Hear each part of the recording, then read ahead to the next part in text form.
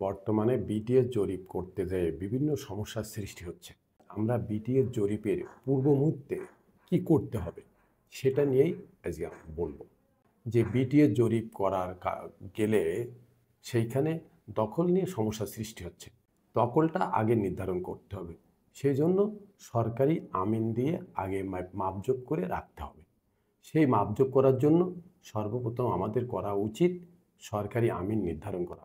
সেই সরকারি আমিনটা আমরা যদি নির্ধারণ করি, সরকারি আমিন দিয়ে যদি জমি জায়গা মাপজোক করাই, তাহলে আর কোনো সমস্যা থাকে না। আমিন দিয়ে মাপজোক করতে গেলে সর্বপ্রথম আমাদেরকে এসিল্যান্ড মহোদয়ের কাছে একটা দরখাস্ত করতে হবে।